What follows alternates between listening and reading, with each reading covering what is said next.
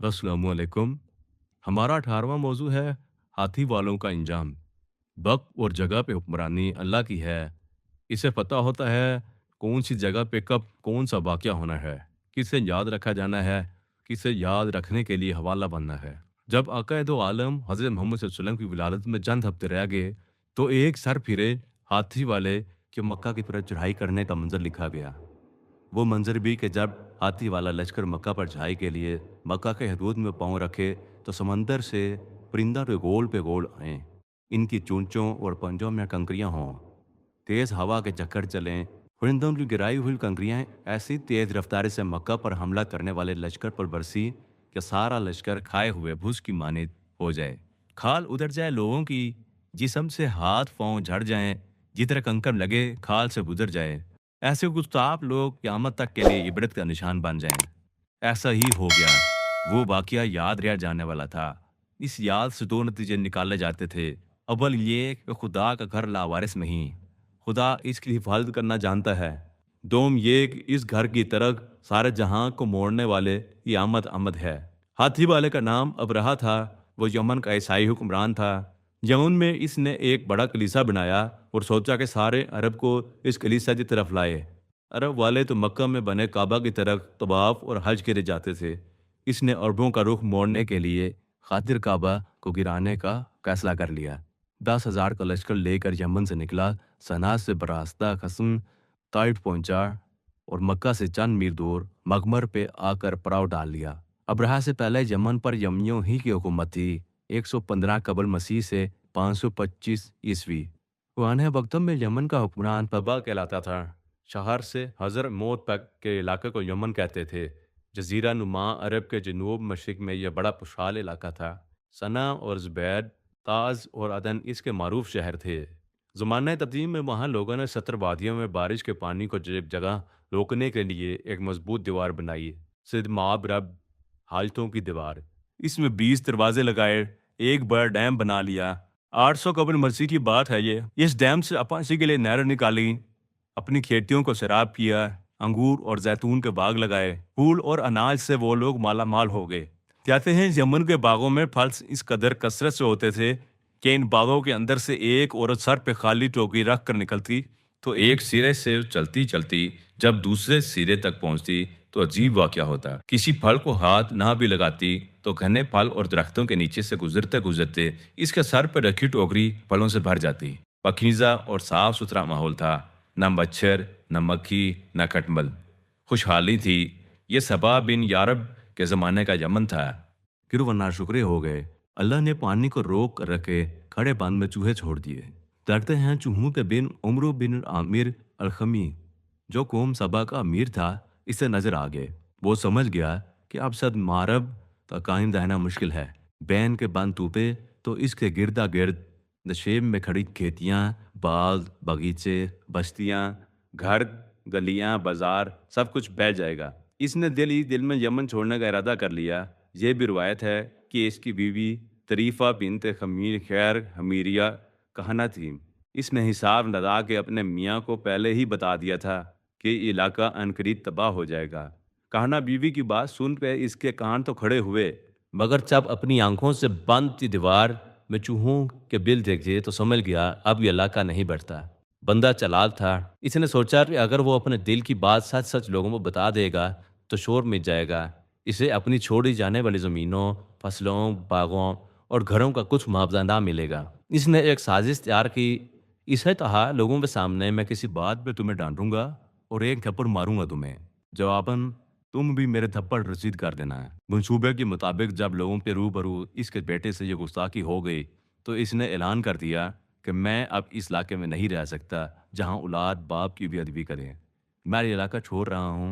मेरे बाग, मेरी ज़मीनें, मेरी हवेलियाँ किसी ने खरीदनी है तो खरीद ले। मैं जा रहा हूँ यमन छोड़ के। पहले तो लोगों ने इसे समझाने की कोशिश की। जब वो बैठा रहा तो लोगों ने सोचा कि औने पौने दामों इसकी जायदाद खरीद ली, मौके से फ़ायदा उठाएं।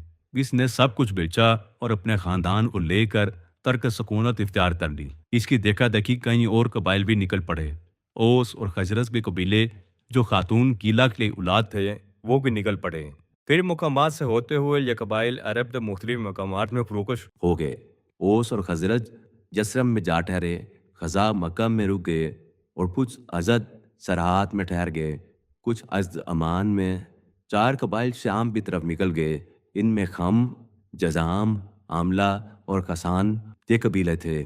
پھر شدمارم کے بند ٹوٹ گئے، سیلاب آیا، یمن کی بستیاں، فصلیں اور بال تباہ ہو گئے۔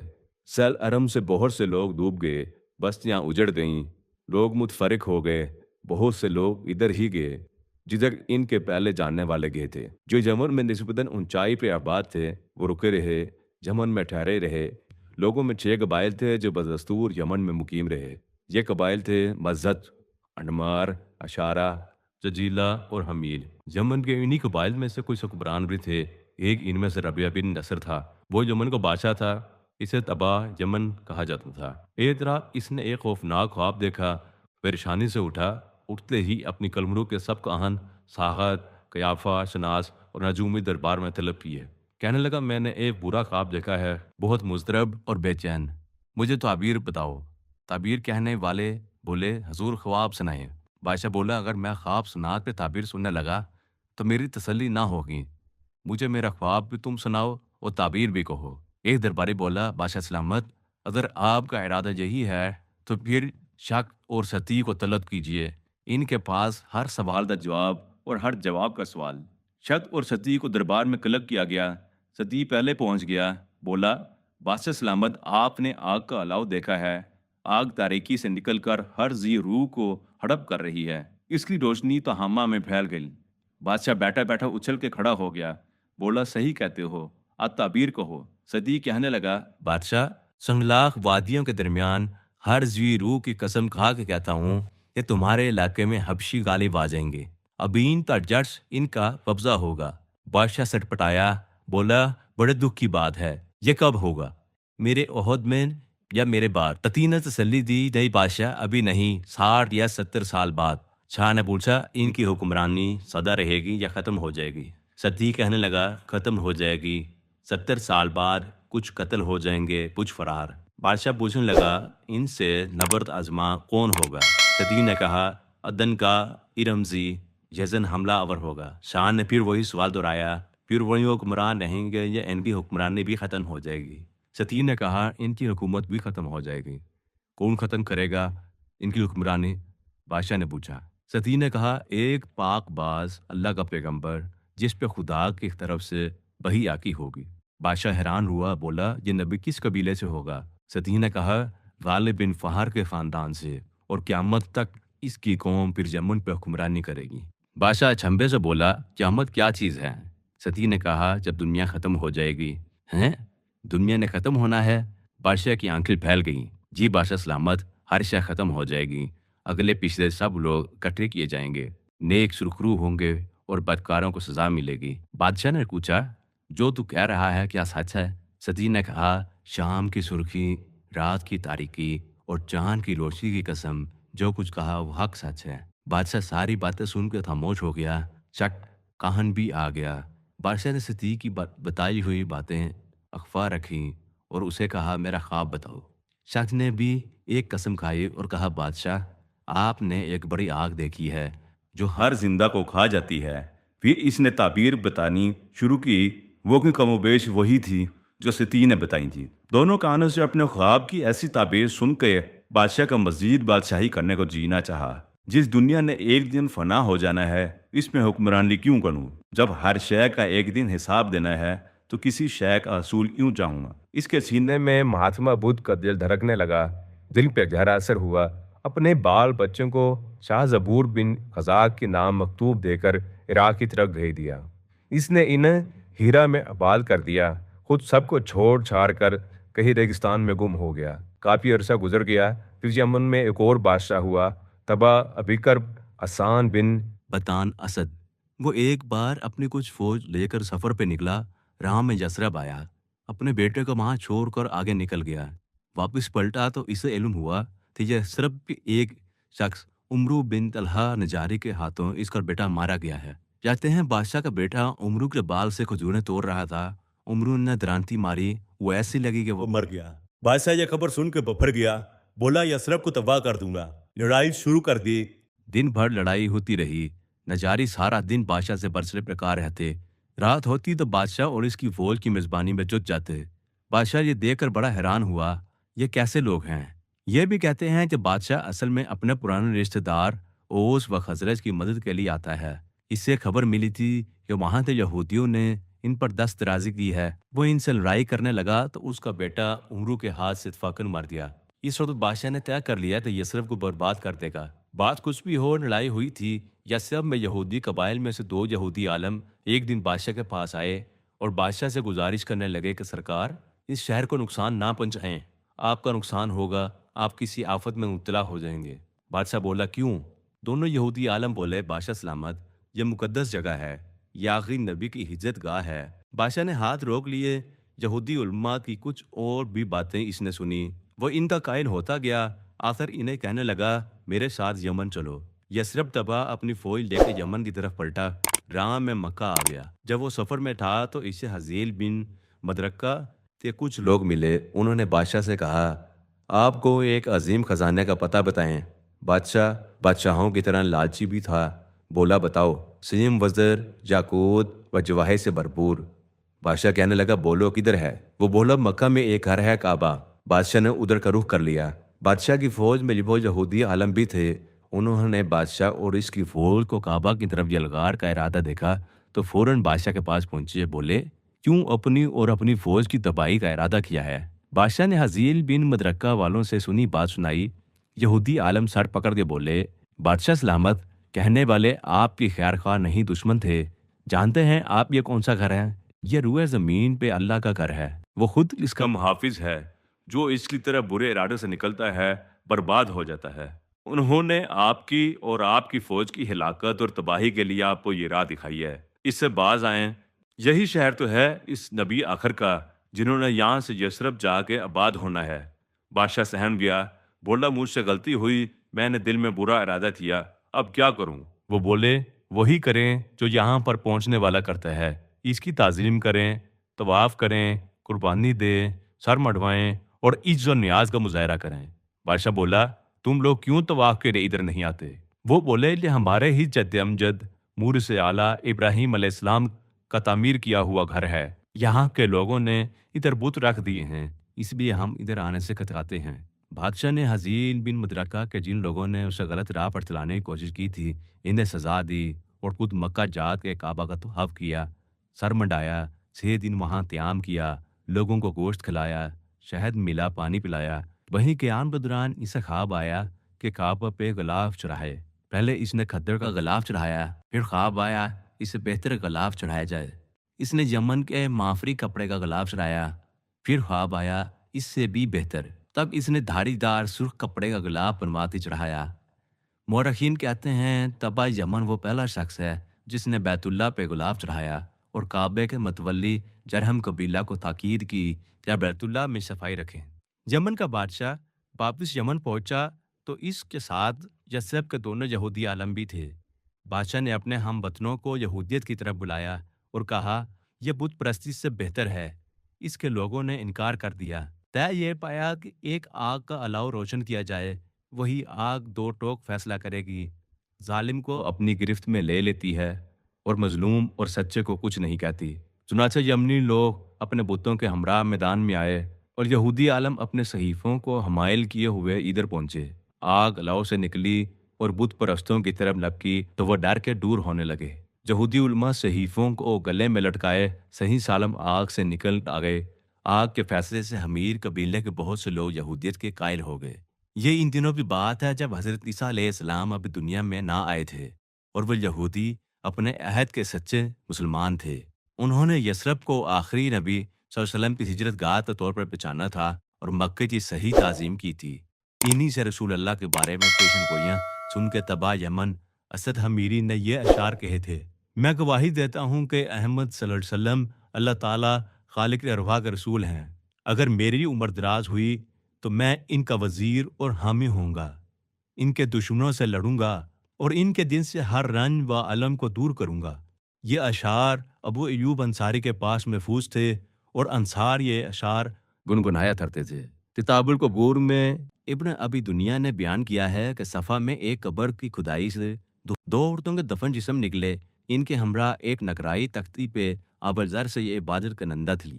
یمس اور حبیب دختران تبا کی یہ قبر ہے۔ یہ دونوں اللہ وحدہ لا شریک کی الوہیت کا اقرار کرتی ہوئی فوت ہوئیں۔ اسد حمیری کے بعد حسان بن تبان اسد تخت نشین ہوا۔ یہ خاتون یمامہ زرقہ کا بھائی تھا۔ اس نے عرب و عجم کو زیر کرنے کا منصوبہ بنایا، مہم پر نکلا، عراق پہنچا اور حمیری اور یمنی قبائل اس کے خلاف ہو گئے۔ واپس لوٹتے وقت انہوں نے اس کے بھائی عمرو کے ساتھ ساز باز کی منصوبہ یہ بنایا کہ عمرو اپنے بھائی حسان کو قتل کر دے اور وہ سب اسے بادشاہ تسلیم کر لیں گے۔ سب اس سازش میں متفق تھے سوائے زور ہند حمیری کے۔ زور عین حمیری نے عمرو کو ایسا کرنے سے منع کیا۔ وہ ارادے سے باز نہ آیا تو زو عین حمیری نے 2 شعر لکھ کے عمرو کے پاس امانت رکھ چھوڑے۔ سنو، جو شخص راحت کے نیند کے بدلے بے خوابی کا خریدار ہو وہ سیاہ بخت ہے۔ نیک بخت وہ ہے جو ٹھنڈی آنکھ کے ساتھ رات بسر کرے۔ حمیر نے بے وفائی کر کے خیانت کی ہے، اللہ کے پاس زرین معذرت خواہ ہے۔ عمرو اپنے بھائی حسان کو قتل کر کے یمن آ گیا۔ بادشاہ تو بن گیا مگر نیندیں اس پر حرام ہو گئیں۔ بے خوابی میں مبتلا ہوا تو اس نے طبیبوں اور کہانوں سے رجوع کیا۔ انہوں نے تشخیص کی کہ جو شخص ناحق اپنے کسی بھائی یا عزیز کا خون کر دے اس کی نیند اچاٹ ہو جاتی ہے، وہ بے خوابی کے مرض میں مبتلا ہو جاتا ہے۔ یہ جان کے اس نے بھائی کو قتل کرنے کا مشورہ دینے والوں کو پکڑ کر قتل کرنا شروع کر دیا۔ جب زرین کو قتل کے لیے پکڑا تو اس نے کہا، میرا تیرے بھائی کے قتل سے تجھے منع کرنے کا ثبوت تیرے پاس موجود ہے۔ عمرو نے پوچھا، وہ کیا؟ زرین نے اس کے پاس رکھوائے اپنے لکھے ہوئے اشعار کی طرف اسے متوجہ کیا۔ وہ کاغذ کھول کے پڑھتا گیا تو اس پہ اس کے اشعار لکھے تھے۔ اسے چھوڑ دیا گیا مگر عمرو خود اسی مرض سے مر گیا۔ یمن طائف الملوکی کا شکار ہو گیا۔ ایک حمیری جس کا نام لخمیہ جنوب زناشتر تھا، جو شاہی خاندان سے نہیں تھا، وہ زور بازو سے سلطنت پہ قابض ہو گیا۔ اہم لوگوں کو اس نے مروا دیا، شاہی خاندان کو تباہ کر دیا۔ وہ کئی بری عادتوں کا عادی تھا۔ ایک اس کی بری عادت لواطی ہونا بھی تھی۔ ایک بالا خانہ خاص اس بری حرکت کے لیے اس نے بنوایا ہوا تھا۔ اس کا خصوصی شکار شاہی خاندان کے لڑکے تھے۔ بری حرکت کے بعد وہ مسواک منہ میں لے کر بالا خانہ سے نیچے جھانکتا تاکہ محافظوں کو علم ہو جائے کہ وہ بالا خانہ سے نکل آیا ہے۔ ایک دن اس نے ذرا زنوس بن تبان اسد برادر حسان کو بلا بھیجا۔ یہ لڑکا حسین و جمیل تو تھا ہی، ہوش مند بھی تھا۔ اس نے ایک تیز دھار چھری جوتے میں چھپائی۔ بالا خانے میں جب لخنیہ اس کی طرف لپکا تو اس نے اسے مار دیا اور چھری اس کا سر کاٹ کر بالا خانے کے باہر دروازے کے ساتھ بنے طاق میں رکھ دیا جس سے وہ نیچے جھانکا کرتا تھا۔ منہ میں اس کے مسواک رکھ دی۔ محافظوں نے اپنے بادشاہ کا کٹا ہوا سر دیکھا تو زنوس کی بہادری کے قائل ہو گئے۔ وہ جانتے تھے کہ زنوس ان کے پرانے بادشاہ کا بیٹا ہے، فوراً بے اتفاق اسے بادشاہ تسلیم کر لیا۔ وہ حمیر کی طرف سے یمن کا آخری بادشاہ تھا۔ انہی دنوں حضرت عیسیٰ علیہ السلام کا ظہور ہوا اور کئی نیک اور پاک باز لوگ عیسائی ہوئے۔ ان پہ سختیاں کی گئیں تو وہ دوسرے علاقوں کی طرف نکل گئے۔ کہتے ہیں انہی پاک لوگوں میں ایک فیمیون نامی عابد زاہد اور مستجاب الدعوات عیسائی تھا۔ اپاہجوں اور مصیبت زدہ لوگوں کے لیے دعا کرتا، وہ شفا یاب ہو جاتے۔ فیمیون مزدور آدمی تھا۔ ایک دن کسی بدو نے پکڑ کے اسے نجران میں فروخت کر دیا۔ اس کا آقا اس سے دن بھر کام لیتا، رات کو فیمیون جس کمرے میں قیام کرتا وہاں عبادت کرتا۔ وہ کمرہ روشنی سے جگمگا جاتا۔ اس کے آقا نے یہ منظر دیکھ لیا، بڑا حیران ہوا۔ نجران میں سب بت پرست لوگ تھے۔ وہاں وہ لوگ ایک بڑے کھجور کے درخت کی پوجا کرتے تھے۔ اس درخت پہ انہوں نے سونے چاندی کے زیور چڑھائے تھے۔ ان کا خیال تھا کہ یہ کھجور کے درخت والا بت ان کا محافظ ہے۔ ایک دن فیمیون نے اپنے آقا کو کہا، اس پہ زیور نہ چڑھاؤ، انہیں ضائع نہ کرو۔ آقا نے کہا، یہ ہمارا نگہبان خدا ہے۔ فیمیون نے کہا، اگر میں دعا کروں تو یہ گر جائے۔ اس کے آقا نے کہا، ناممکن۔ فیمیون نے دعا کی، ایک طوفان آیا، جکڑ چلا اور سونے چاندی سے لدا ہوا کھجور کا درخت جڑ سے اکھڑ گیا، زمین پر گر گیا۔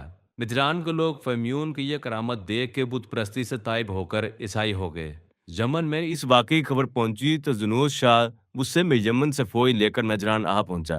بولا، موت اور یہودیت میں سے ایک کو پسند کر لو۔ ایک بڑی کھائی میں آگ جلا لی، نجران کے بے گناہ لوگوں کو اس کی آگ میں دھکیل کر جلا دیا، مار دیا۔ کہتے ہیں اہل نجران میں سے ایک عیسائی زندہ بچا، اس کا نام تھا دوس سالبان۔ اسی طرح وہ کیسر کی دربار میں پہنچا۔ کیسر عیسائیوں کے عظیم و شان سلطنت کا بادشاہ تھا۔ سارا واقعہ اسے بتایا کہ یمن کے بادشاہ نے نجران کے سارے عیسائیوں کو زندہ آگ میں جلا ڈالا ہے۔ مدد کی فریاد کی۔ کیسر نے کہا تمہارا علاقہ دور ہے، براہ راست ادھر سے فوج بھیجنے کے بجائے میں آپ کے قریب حبشہ کے نجاشی کو تعاون کے لیے لکھتا ہوں۔ وہ بھی ہمارا آپ کا ہم مشرب عیسائی ہے۔ دوست البان کیسر کا حکم نامہ لے کے نجاشی کے پاس پہنچا۔ نجاشی شاہ حبشہ نے 70,000 فوج تیار کی، اریاد کو اس فوج کا کمانڈر بنایا اور یمن پہ حملے کے لیے بھیج دیا۔ اس فوج میں اریاد کے ساتھ ابرہہ اشرام بھی تھا۔ اریاد نے سمندر کو کشتیوں سے پار کر لیا، یمن کے ساحل پہ فوج اتاری اور زنوس کو شکست دے کر یمن پر قبضہ کر لیا۔ اریاد کئی سال تک یمن کا حکمران رہا، پھر ابرہہ نے بغاوت کر دی۔ حبشہ کی فوج 2 گروہوں میں بٹ گئی، جنگ و جدل کی نوبت آ گئی۔ جنگ شروع ہونے لگی تو ابرہہ نے اریاد کو کہا ایک تجویز ہے۔ اریاد نے پوچھا کیا؟ ابرہہ نے کہا دونوں طرف ہماری فوج ہے، ہم لڑے تو دونوں طرف تباہی ہے۔ ایک طریقہ ہے۔ اریاد نے پوچھا وہ کیا؟ ابرہہ بولا ہم دونوں آپس میں لڑتے ہیں، ہماری فوجیں کھڑی دیکھیں، جو جیت گیا دونوں طرف کی فوجیں اس کی۔ اریاد مان گیا۔ ابرہہ چلاک اور عیار آدمی تھا، پست قد کا بھاری بھرکم سیاہ چہرہ۔ اریاد خوش شکل لمبا بہادر آدمی تھا۔ دونوں کی دست بدست لڑائی شروع ہو گئی۔ اریاد نے کوئی چلاکی نہ کی۔ ابرہہ نے اپنے پشت پہ اپنا ایک غلام عتودہ کھڑا کر لیا۔ لڑائی شروع ہوئی۔ اریاد نے وار کیا، برچھے سے ابرہہ کا ناک اور اوپر والا ہونٹ کاٹ دیا۔ اسی سے اس کا لقب اشرام پڑا۔ ابرہہ کے پیچھے چھپا غلام عتودہ فوراً اریاد پر حملہ آور ہوا اور اسے موت کی گھاٹ اتار دیا۔ دونوں طرف کی فوج کے دھڑوں نے ابرہہ اشرام کو حاکم مان لیا۔ اریاد کی ابرہہ نے دیت ادا کر دی۔ یہ خبر شاہ حبش کو ملی تو وہ سخت خفا ہوا۔ اس نے قسم کھائی کہ وہ یمن کی مٹی کو روندے گا اور ابرہہ کی پیشانی کے بال کاٹ کے اسے ذلیل و رسوا کرے گا۔ ابرہہ مکار آدمی تھا۔ اسے شاہ حبش کے غصے کا علم ہوا تو ایک تھیلے میں یمن کی مٹی ڈالی اور اپنے سر کے کچھ بال کاٹ کے مٹی کے اوپر رکھ دے اور اسے شاہ حبش کے خدمت میں ارسال کر دیا۔ ساتھ خط تھا، عالی مرتبت اریاد آپ کا غلام تھا، میں بھی آپ کا غلام ہوں، ہمارا آپس میں اختلاف تھا، میں آپ کے مفادات کا ذاتی حامی اور محافظ ہوں، زیادہ متی اور تابل فرمان ہوں۔ آپ کے حلف کا علم ہوا، اپنے سر کے بال خود کٹوا کے آپ کی خدمت میں بھیج رہا ہوں۔ ساتھ عرض یمن کی خاک سے بھرا ہوا تھیلا ہے، آپ اس مٹی کو روند کر اور میرے کٹے بالوں کو اس مٹی میں ملا کر اپنی قسم پوری کر لیں۔ شاہ حبشہ راضی ہو گیا اور ابرہہ اشرم کو یمن میں راج کرنے کی اجازت دے دی۔ یہ 523 کی بات ہے۔ ابرہہ کے دل میں کھٹکا لگا تھا کہ شاہ حبش کو راضی رکھنا ہے۔ اس نے صنعاء میں ایک عظیم و شان کلیس نام کا ایک کلیسا تعمیر کروایا۔ اس نے شاہ حبش کو لکھا کہ وہ عربوں کو کعبے سے موڑ کر اس کلیس کی طرف لائے گا۔ اس نے کلیس کی تعمیر و تعزین کی رودات بھی شاہ حبش کو لکھی۔ کہتے ہیں ابرہہ کے اس مکتوب کا علم مکہ کے پڑوس میں رہتے ایک کنانی عرب کو ہوا تو اس نے انتقام میں کلیس کے اندر گندگی پھیلا دی اور واپس حجاز چلا گیا۔ ابرہہ کو علم ہوا تو بہت مشتعل ہوا، نہایت غضبناک ہو کر اس نے حلف اٹھایا پھر وہ کعبہ پر حملہ کر کے اسے مسمار کر دے گا۔ یہ 571 عیسوی کی بات ہے۔ وہ 60,000 سپاہ لشکر لے کر مکہ کی طرف چل پڑا۔ اپنی دہشت دکھانے کے لیے فوج میں ایک ہاتھی بھی ساتھ رکھا۔ بعض روایت میں ہے کہ 1 سے زیادہ ہاتھی تھے، کچھ نے لکھا کہ 11 ہاتھی تھے۔ بہرحال ایک ہاتھی کا ہونا طے ہے۔ کہیں عرب فوجیں اس کی فوج کے راہ میں مزاحم ہوئیں مگر کوئی اس کے لشکر کے سامنے نہ ٹھہر سکا۔ زونفر اشرف یمن میں سے تھا، وہ راہ روکنے آیا مگر ہار گیا۔ ابرہہ اس سے قتل کرنے لگا تو اس نے کہا مجھے قتل کر کے کیا ملے گا، زندہ ساتھ رکھ لو، شاید کبھی میری مدد درکار ہو۔ ابرہہ مان گیا، گرفتار کر کے ساتھ لے گیا، مارا نہ۔ خشتم کے علاقے میں اس کی فوج پہنچی تو نفیل کچھ عرب قبائل شہران اور ناحس کو لے کر ابرہہ کو روکنے آ گیا مگر وہ بھی شکست کھا گئے۔ اس نے بھی ذو نفر کی کہانی سنی تھی، اس کی طرح اس نے بھی درخواست دی اور کیٹی بن کر ابراہا کے لشکر کے ساتھ چلتا رہا۔ وہ لشکر تائٹ پہنچا تو وہاں بھی بنی ثقیف کا سردار مسعود بن ماتب شہر کے باہر حاضر ہوا۔ بولا حضور، ہم آپ کے غلام ہیں، ہمارا بت قدہ لات و معبد نہیں ہے جسے آپ تباہ کرنے نکلے ہیں۔ آپ جس کعبہ کو گرانے آئے ہیں وہ مکہ میں ہے، ہم آپ کے ہمراہ گائیڈ روانہ کرتے ہیں۔ ابراہا نے تجویز مان لی۔ بنی ثقیف میں ابو رگال کو مکہ کی راہ بتانے کے لیے ابراہا کے ساتھ روانہ کر دیا۔ مغمس مقام تک ابو رگال ابراہا کی فوج کو لے دیا، وہاں آ کر اسے موت آ گئی، وہیں اسے دفنا دیا گیا۔ عرب آج تک اس جگہ پہ اس کی قبر پر پتھر مارتے ہیں کہ وہ برا آدمی تھا، کیوں مکہ کا راستہ بتانے ابراہا کے ساتھ آیا۔ مخمس میں ابراہا نے پڑاؤ ڈال دیا۔ شروع گرمیوں کے دن تھے، یہ 571 کی بات ہے، عربی مہینہ محرم کا تھا۔ 60,000 کی فوج کو کھلانے پلانے کے لیے ابراہا نے لوٹ مار تو کرنی تھی۔ اسود بن مفعود حبشی کو ایک فوجی دستہ دے کر ابراہا نے روانہ کیا۔ وہ اہل تہامہ اور قریش کے بھیڑ بکریاں اور سینکڑوں اونٹ پکڑتے لے آیا۔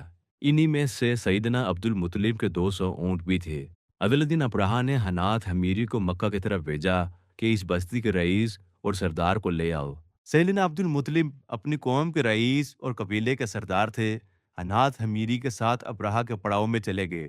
ابراہا کے شاہی خیمے میں تخت سجا تھا، قالین بچھے تھے، ٹھنڈے کے مشروب سے بھری سرائیاں پڑی تھیں، سونے چاندی کا جھروخ تھے۔ سیدنا عبد المطلب شاہی خیمے کے باہر پہنچے تو بتانے والے نے ابراہا کو بتایا کہ حضور، یہ قریش کے رئیس ہیں، زمزم کے مالک ہیں، لوگوں کے خورد و نوش کا اہتمام کرتے ہیں، وحشی جانوروں کو بھی پہاڑوں کی چوٹیوں پر گوشت کھلاتے ہیں۔ خود بھی عبد المطلب لمبے دراز قد، وجیح اور حسین و جمیل، پروقار، روشن چہرے والے شفیق بزرگ ہستی تھے۔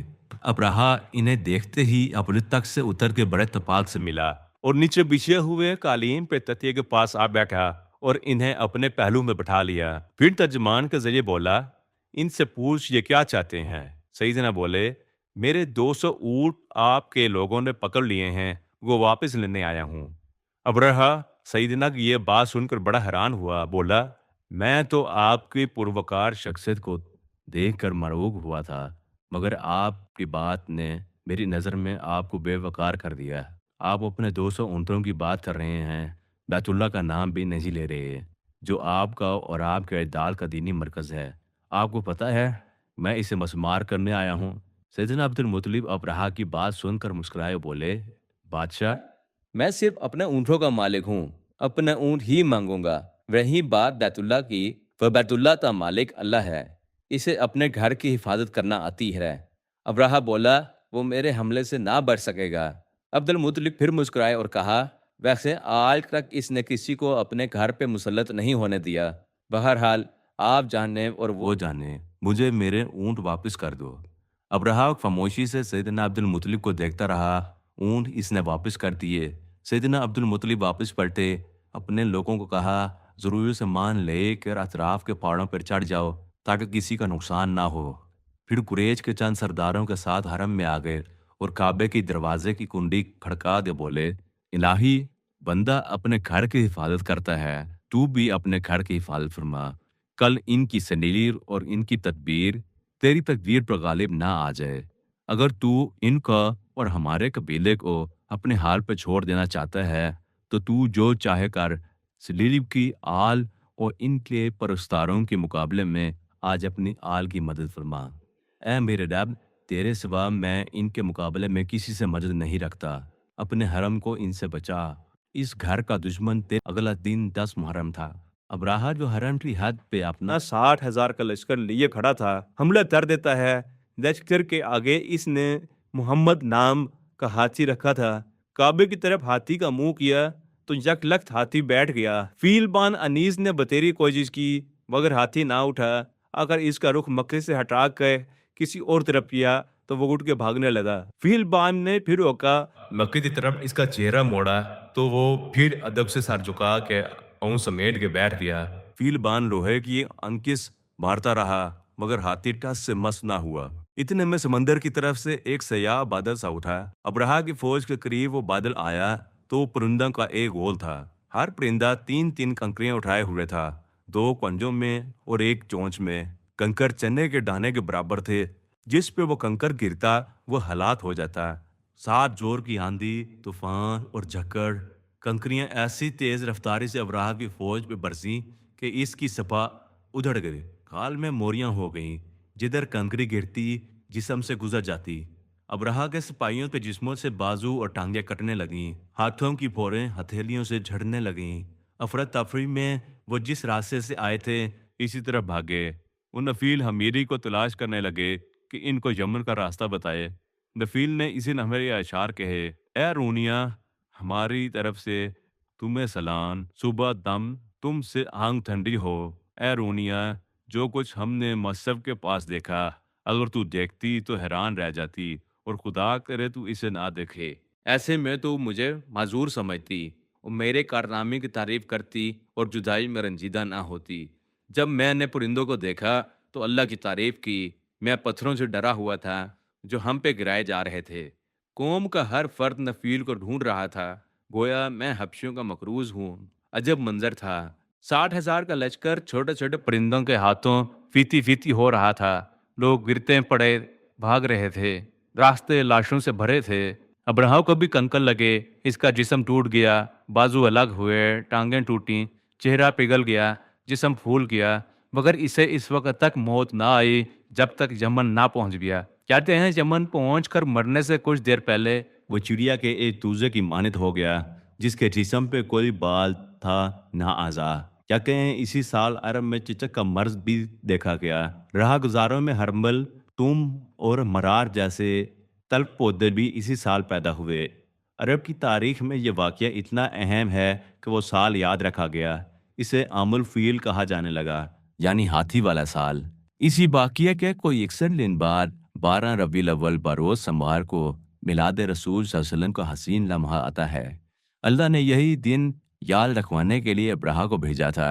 ابراہ کے بعد اس کا بیٹا یکسوم جانشین ہوا۔ یکسوم کی وفات کے بعد مسروق بن ابراہ اب حکمران ہوا۔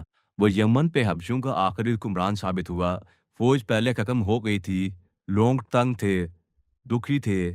سعد بن ذی یزن حمیری نے طے کیا کہ یمن کے لوگوں کو ان ظالم حکمرانوں سے نجات دلائے۔ لمبا سفر کر کے وہ شاہ روم کیسر کے دربار پہنچا، حبشی حکومت کے مظالم کی داستان سنائی، درخواست کی کہ وہ یمن کے لوگوں کو ان ظالموں سے بچائیں، خود حکومت سنبھال لے یا اپنے کسی نائب کو مقرر کر دے۔ لیکن کیسر نے توجہ نہ دی۔ کیسر سے مایوس ہو کر وہ عراق کی ریاست ہیرا کے حاکم نعمان بن منظر کے دربار میں پہنچا۔ وہ کسریٰ کا نائب اور گورنر تھا۔ اسے سارے حالات بتائے اور کہا کیسر نے تو بات نہیں سنی، اب کسریٰ کو بتانے میں مدد کر۔ نعمان نے کہا میں سال میں ایک بار کسریٰ کے دربار میں حاضری دیتا ہوں، حاضری میں ابھی کچھ وقت ہے، تب تک میرے پاس قیام کرو۔ شیخ حمیری ٹھہر گیا، پھر نعمان کے ساتھ کسریٰ کے دربار میں پہنچا۔ کسریٰ تاج پہنے اپنے دربار میں جلوہ افروز تھا، سونے کے تاج میں یاقوت، زمرد اور دیگر جواہر جڑے تھے۔ وہ تاج اتنا وزنی تھا کہ کوئی انسان اسے اپنے سر پر اٹھا کے نہ رکھ سکتا تھا، لہٰذا وہ طلائی تاج ایک طلائی زنجیر سے بندھا تخت کے اوپر چھت سے معلق تھا۔ کسریٰ تخت پہ پردے کے پیچھے سے چڑھتا، تاج کے اندر سر دیتا اور پردہ ہٹا دیا جاتا۔ حاضرین اپنے سامنے منو سونے کے جگمگ جگمگ تاج میں بادشاہ کو ساتھ دیے بیٹھے دیکھ کر ہیبت زدہ ہو جاتے اور سجدے میں گر جاتے۔ سعد بن ذی یزن حمیری کسریٰ کا دربار میں جب حاضر ہوا تو سر جھکا کے اندر گیا۔ کسریٰ اپنے محل کا اونچا دروازہ دیکھ کے بولا، یہ کون ہے جو اتنے اونچے دروازے میں سر جھکا کے آیا ہے؟ سعد حمیری بولا، میں غم اور دکھ کی وجہ سے سر جھکا کے آیا ہوں۔ کیا دکھ ہے حضور؟ ہمارے علاقے پر اغیاریہ سیاہ فام قابض ہیں۔ پوچھا کون اغیاریہ، حبشی یا سندھی؟ بولا حبشی۔ پھر سرکار آپ سے مدد کا طلبگار ہوں، چاہتا ہوں ہمارا علاقہ آپ کے زیر حکومت ہو۔ نہ، کسریٰ نے کہا، تمہارے علاقہ دور دراز، بیکار اور کم بنفت ہے، ہمیں اس کی کوئی ضرورت نہیں۔ میں عرب کے ایک زیروں میں اپنے ایرانی فوج کو مشکلات میں نہیں پھنسانا چاہتا۔ پھر اس نے اپنے کسی وزیر کی طرف دیکھ کر کوئی اشارہ کیا۔ سیف حمیری کو 10,000 درم کی ایک تھیلی مل گئی، ساتھ کندھے پر ایک خلط فاخرانہ رکھ دی گئی۔ سیف امیری نے خاموشی سے بادشاہی عطیہ وصول کیا اور دربار سے باہر نکلتے ہی لوگوں میں وہ سارے پیسے لٹا دیے۔ کسریٰ کو فوراً اس کے وزیر نے خبر دی۔ بادشاہ چونکا بولا، یہ عالی مرتبت انسان معلوم ہوتا ہے، بلاؤ۔ سیف امیری کو پھر طلب کیا گیا، پوچھا ایسا کیوں کیا؟ وہ بولا، بادشاہ میں نے یہ پیسے کیا کرنے ہیں، میرا ملک سارا سونا ہے۔ بادشاہ سوچ میں پڑ گیا، اپنے وزیروں مشیروں کا اجلاس بلایا، پوچھا کیا رائے دیتے ہو؟ ایک مشیر نے کہا، بادشاہ جیل میں کافی قیدی ہیں جن کی سزا پھانسی ہے، آپ ان قیدیوں کا لشکر بنا کے اس کے ہمراہ کریں۔ اگر وہ ہلاک ہو گئے تو آپ کا کام پورا ہو گیا، اگر کامیاب ہو گئے تو آپ کی سلطنت میں اضافہ ہو جائے گا۔ کسریٰ مسکرایا، 800 قیدی تھے بھی جوان، لڑاکے، بدماش، قیادت ایک کمانڈر دراز کے سپرد کی۔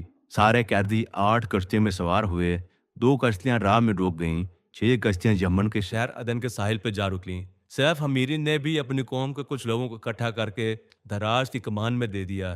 بولا، میرا پاؤں آپ کے پاؤں کے ساتھ وابستہ ہے، ہمارا جینا مرنا اکٹھا ہے۔ دونوں فوجیں آمنے سامنے ہو گئیں۔ پہلے دراز نے بیٹا بھیجا، مسروق بن ابرہہ کی فوج نے اسے مار دیا۔ دراز کا غصہ 2 چند ہو گیا۔ دونوں فوجیں آمنے سامنے کھڑی تھیں۔ دراز نے کہا، مجھے ان کے بادشاہ کی نشاندہی کرو۔ لوگوں نے کہا، وہ ہاتھی پر سوار، تاج پہنے، پیشانی پر سرخ موتی سجائے بیٹھا ہے۔ دراز لیٹتا رہا، پھر پوچھنے لگا، اب وہ کدھر ہے؟ ساتھی بولے، ہاتھی سے اتر کے گھوڑے پر سوار ہو گیا ہے۔ دراز پھر خاموش ہو گیا، بولا، ٹھہرے رہو۔ پھر کچھ دیر بعد پوچھنے لگا، اب وہ کیا کر رہا ہے؟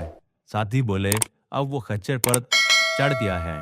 دراز بولا، سمجھو اب وہ رسوا ہوا اور اس کا ملک بھی۔ پھر اپنے ساتھیوں کو متوجہ کرتے ہوئے بولا، دیکھ میں تیر پھینکتا ہوں، اگر وہ سارے اپنی جگہ ثابت قدم کھڑے رہے، کوئی ہلچل ان میں پیدا نہ ہوئی تو تم بھی اطمینان سے چوکنے ہوئے کھڑے رہنا۔ اگر دیکھو کہ انہوں نے مسروق بن ابرہہ کو گھیرے میں لے لیا ہے تو سمجھ جانا تیر نشانے پر لگا ہے اور ایک دم حملہ کرنا۔ پھر اس نے کمان میں تیر چڑھایا، پھینکا تو سیدھا پیشانی پہ سرخ موتی پہ جا لگا اور سر کے پار ہو گیا۔ وہ سواری سے گر پڑا اور لوگوں نے اسے گھیرے میں لے لیا۔ دراز کے ساتھی ایک بارگی حملہ آور ہوئے، حبشی قتل ہوا، میدان جنگ سے بھاگے اور شکست کھا گئے۔ دراز فاتح بن کے صنعاء میں داخل ہونے لگا تو شہر کے دروازے ذرا نیچے تھے۔ اس میں کہا، دروازہ مسمار کر دو، میرا جھنڈا سب نگو نہیں ہوگا۔ چنانچہ دروازہ گرا دیا گیا اور وہ اپنے علم کو بلند کیے شہر میں داخل ہو گیا۔ دراز یمن کا حکمران بن گیا۔ دراز کی وفات کے بعد کسریٰ نے اس کے بیٹے مرز جان کو یکم کا حاکم نافذ کر دیا۔ پھر اس کی وفات کے بعد اس کے بیٹے 3 جان بن مرزان کو حکومت ملی۔ پھر کسی وجہ سے اسے معزول کر کے بازان کو حکمران بنا دیا۔ جب نبی پاک صلی اللہ علیہ وسلم نے کسریٰ کو ایمان لانے کے لیے خط لکھا تو اس وقت یمن پہ یہی بازان حکمران تھا۔ کسریٰ غرور سے بھرا ہوا بادشاہ تھا۔ اسے پیغمبر پاک صلی اللہ علیہ وسلم کا خط ملا۔ اس نے بازان کو ایک مراسلہ بھیجا، دکھا، مجھے معلوم ہوا ہے کہ قریش میں ایک قریشی نے مکہ میں نبوت کا دعویٰ کیا ہے، تم وہاں جاؤ، اسے دعویٰ نبوت سے تائب ہونے کا کہو، اگر وہ تائب ہو جائے تو فبا، ورنہ معاذ اللہ اس کا سر قلم کر کے مجھے بھیج دو۔ بازان نے کسریٰ کا یہ خط حضور اکرم صلی اللہ علیہ وسلم کی خدمت میں بھیج دیا۔ حضور صلی اللہ علیہ وسلم نے بازان کے خط کا جواب لکھوایا، میرے رب نے تیرے رب کو آج رات قتل کر دیا ہے۔ وہ 10 جمادی الاول 9 ہجری کی بات ہے۔ تھوڑے دنوں بعد بازان کو خبر ملی کہ کسریٰ کو اس کے بیٹے شیرویہ نے قتل کر دیا ہے۔ اس کسریٰ کا نام پرویز بن ہرمز بن نوشیروان تھا۔ یہی سلطنت روم پہ غالب آیا تھا جس کا ذکر سورہ روم میں ہے۔ بازران کو کسریٰ کے قتل کی خبر مل گئی تو وہ رسول اللہ صلی اللہ علیہ وسلم پر ایمان لے آیا اور پوچھنے لگا، یا رسول اللہ، اب ہم کس کی طرف منسوب ہیں؟ رسول اللہ صلی اللہ علیہ وسلم نے فرمایا، تم ہمارے اہل بیت میں سے ہو، ہم سے منسوب ہو۔ بعد ازاں رسول اللہ صلی اللہ علیہ وسلم نے یمن میں اسلام پہ نشر و اشاعت کے لیے صحابہ کرام کو ادھر بھیجا۔ خالد بن ولید، حضرت علی، پھر ابو موسیٰ اشعری اور معاذ بن جبل کے بعد دیگر یمن بھیجے گئے۔ یمن میں حکمرانی کے حوالے سے قدیم ستی اور شک کہانوں کی کہیں خواب کی تعبیر پوری ہو گئی۔ بہت شکریہ۔